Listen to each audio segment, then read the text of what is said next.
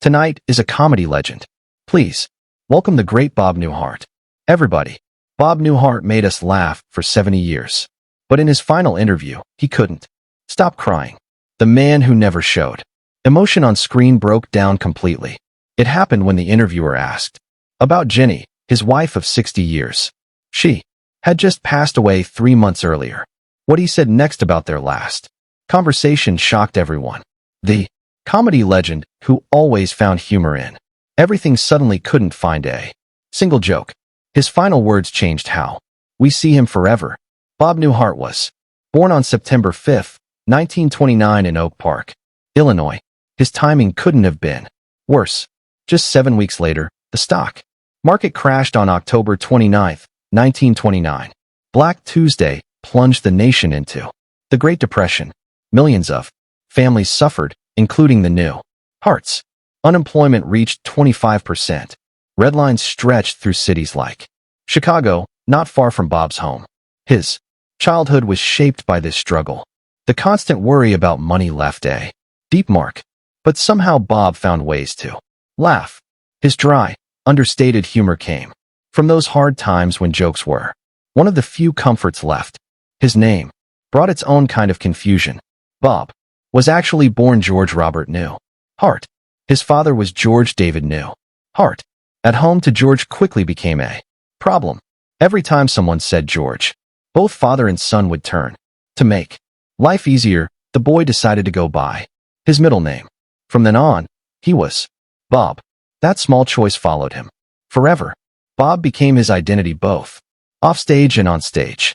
His comedy, simple and relatable, grew out of that early need to define himself. Faith was another part of Bob's world. He grew up in a Catholic family with 3 sisters, Mary Joan, Pauline, and Virginia. They went to Mass regularly. Catholic values were part of daily life. His sister, Mary Joan, even became a nun. She chose the name Sister M. Joan Newhart and dedicated herself to a life of service. Bob admired her deeply. Her example taught him humility and kindness. His humor was always gentle and clean. That came straight from his family's faith. Even as he became a star, Bob credited those early lessons for keeping him grounded. The Newhart family also knew what it meant to lose everything. Bob's father co-owned a plumbing and heating supply business in Chicago. But when the Depression hit, the business collapsed. Things got so bad they had to sell the family car. They didn't just need the money, they couldn't afford gas anymore. Bob never forgot that. The memory stayed with him, shaping his views on money and hard work. Later, he would joke about his family living on the edge of the economic abyss. That tough time gave him endless ideas for comedy about everyday struggles. In 1952, Bob's life took another turn. He was drafted during the Korean War. While many were sent to the front lines, Bob stayed in the U.S. He served as a personnel clerk at Fort Ord, California. He filed papers, kept records, and dealt with military bureaucracy. It wasn't heroic work, but it opened his eyes. He saw the funny side of red tape and human quirks. These experiences added to his quiet, everyman humor. Bob Newhart never set out to become a comedy legend. In 1954, fresh out of the military, he landed a job at U.S. Gypsum in Chicago. His task seemed simple: manage petty cash and reimburse salespeople. But the reality was a nightmare. Bob stayed late night after night trying to balance the books.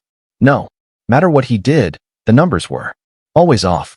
One night, exhausted and frustrated, he pulled the money from his own pocket and dropped it into the drawer. From then on, whenever the accounts didn't balance, he covered the shortfall himself.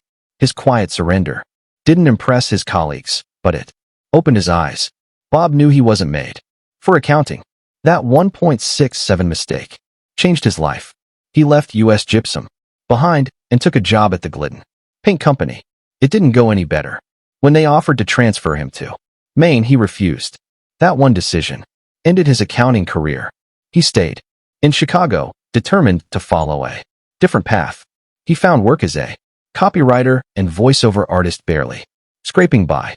But something had shifted. Bob was ready to take a risk. Late at night, he and his friend Ed Gallagher would sneak into their office and use the company's recording equipment. They made comedy tapes and sent them to radio stations. The idea was simple. The tapes cost $5 to make and mailed, but they sold for just $4. The more they sold, the more money they lost. But Bob didn't care. These sessions gave him a taste of something new, the excitement of creating, the thrill of hearing his own voice on tape, the rebellion against the dullness of his day job. It wasn't about money anymore.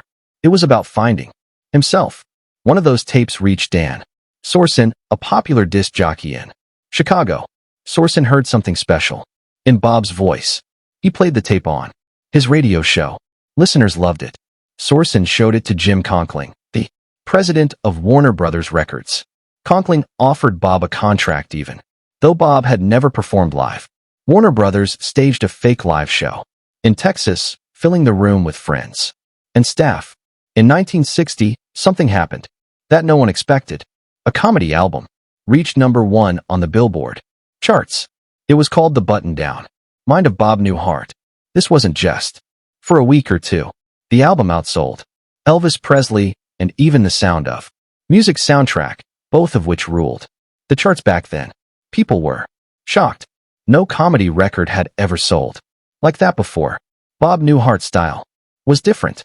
He did one-sided phone conversations that made people laugh by letting them imagine the other person on the line. His clever timing and pauses made the album a massive hit. It stayed at the top for weeks. The success showed that comedy could compete with the biggest stars of music and Broadway. Then came the 1961 Grammy Awards. Bob Newhart won Best New Artist and Album of the Year for The Button Down Mind. These awards had always gone to musicians, never to a comedian. His win stunned the entire industry. It sent a clear message. Comedy albums had real power. The public's taste was changing. Newhart's Grammy wins made history and helped open doors for other comedians. Even today, he remains one of the very few comedians ever to win Album of the Year. That night at the Grammys changed everything. The music world could no longer ignore the impact of comedy. What made Bob Newhart